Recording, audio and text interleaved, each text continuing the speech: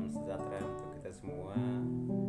Kembali bersama saya Penatan Monimbo di channel IKMAP Jakarta ini. Saya ingin bercerita sedikit terkait ada satu hal yang dijawab atas pernyataan penjabat-penjabat hebat orang-orang Jakarta, dijawab oleh seorang gembala umat Tuhan di tanah Papua, serta sebagai presiden Gereja Baptis di West Papua, yaitu Bapak Pendeta Dr. Sofian Sontrates Joman ya. Beliau punya buku-buku banyak, punya artikel juga sudah banyak, dan beliau punya buku saya hanya satu yang saya dapat dan sebagian saya belum dapat, jadi saya belum baca. Yang satu yang saya sudah dapat, saya sudah baca semua. Dan satu hal yang menurut saya dapat dari buku beliau adalah beliau menjawab di mana pidato-pidato orang-orang Jakarta atau penjabat-penjabat Jakarta berpidato dalam berbagai situasi.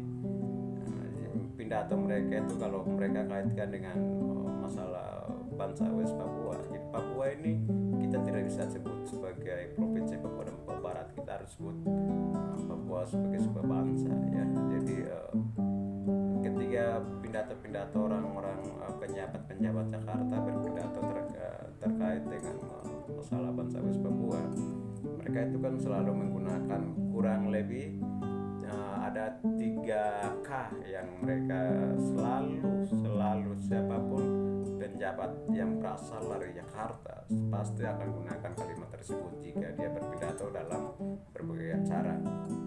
Yang dimaksud 3K adalah K yang pertama adalah orang Papua ketertinggalan, K yang kedua adalah orang Papua keterbelakang, K yang terakhir adalah orang Papua kemiskinan. Jadi 3K ini selalu gunakan pidato-pidato orang-orang Jakarta. Saya sekali lagi ulang pidato-pidato mereka. Yang 3K yang mereka gunakan, K yang pertama adalah orang Papua yang ketertinggalan, K yang kedua adalah orang Papua yang kemiskinan, K yang terakhir adalah orang Papua yang keterbelakang. Jadi pidato-pidato mereka ini belum ada yang jawab bentuk apapun, atau mungkin ada orang Papua yang jawab tapi saya yang belum baca, atau memang sama sekali belum, saya tidak tahu, tapi saya hanya dapat dari buku beliau. Dia menjawab atau merespon dari pidatonya orang-orang Jakarta yang selalu menggunakan 3 kata tadi. Beliau menjawab dalam bukunya, yaitu judulnya Meminum Air Sumur Kita Sendiri. Bukunya ini Bapak Ibu Saudara terkasih, jadi buku ini sudah terbitkan sudah lama dan sudah ada di berbagai Gramedia, dan saudara bisa memiliki buku ini dan buktikan yang saya sampaikan ini apakah benar atau tidak.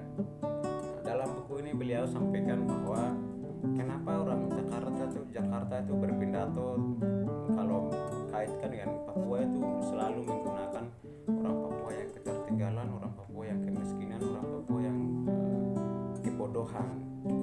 Ya, jadi jawabannya beliau itu hanya satu. Beliau menjawab bahwa kenapa Jakarta bilang Papua itu bodoh, karena ya orang Papua bergabung dengan negara yang bodoh, orang Papua bergabung dengan negara yang ketertinggalan, orang Papua bergabung dengan negara yang kemiskinan.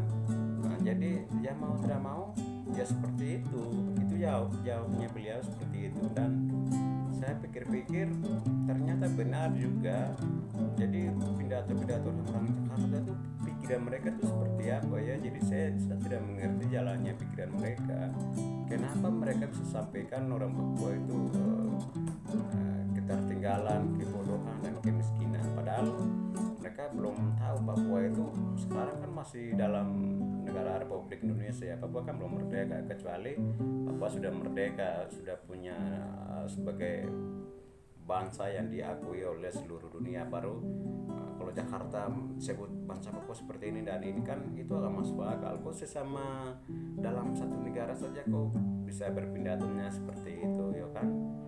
Jadi pidato tersebut Bapak Gembala Umat Tuhan di Tanah Papua, beliau menjawab jawabannya singkat, tapi saya berpendapat bahwa jawabannya sangat memuaskan. Jikalau mereka yang mendengarkan jawaban beliau, yaitu kenapa Jakarta bilang Papua bodoh, kenapa Jakarta bilang Papua ketertinggalan, kenapa Jakarta bilang Papua kebodohan, karena Papua bergabung dengan negara yang kebodohan, negara yang ketertinggalan, negara yang kemiskinan. Itu beliau punya jawaban yang ada dalam buku ini. Bukan saya yang karang, tapi beliau punya kata-kata yang ada dalam buku ini. Oleh karena itu setiap anak-anak Papua harus wajib baca buku ini.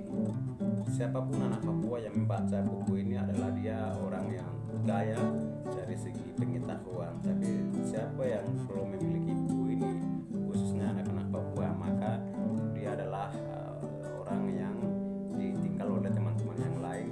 Sudah 1-2 langkah dia masih jalan di tempat. Karena buku ini menurut saya sangat penting sekali buat kami anak-anak Papua. Karena beliau menulis, beliau juga berasal dari orang Papua, sehingga dia benar-benar mengerti situasi dan pendidikan beliau itu sudah jadikan dalam bentuk buku ini. Jadi teman-teman, saya hanya berkeinginan untuk buat video singkat ini supaya teman-teman, kan sebagian ada yang suka baca buku dan ada juga yang tidak suka membaca buku begitu. Jadi saya perlu bikin buat video-video singkat seperti ini supaya teman-teman yang jarang membaca buku bisa mendapatkan pengetahuan, ya paling tidak harus ada sedikit-sedikit pengetahuan atau membuka pintu masuk pemahaman saudara untuk membaca apa yang saya maksud dan apa yang saya menjadi pembahasan utama dalam video singkat-singkat seperti ini. Karena sudah ada beberapa video yang saya sudah buat dan ini termasuk salah satu video dari saya yang buat hari ini. Jadi tujuan utama yang saya buat video-video itu tujuannya tuh itu yang tidak suka membaca buku mereka bisa mendapatkan pengetahuannya dari ketika mereka menonton video yang saya upload di channel IMAP Jakarta. Demikian yang saya bisa dapat sampaikan. Terima kasih. Sampai di sini kita akan jumpa lagi dalam beberapa hari ke depan. Terima kasih kamu yang sudah nonton video saya. Jika menurut saudara video ini bagus, silakan like dan share ke teman-teman yang lain agar mereka juga bisa nonton dan mereka juga bisa mendapatkan semacam hal-hal baru gitu ya pada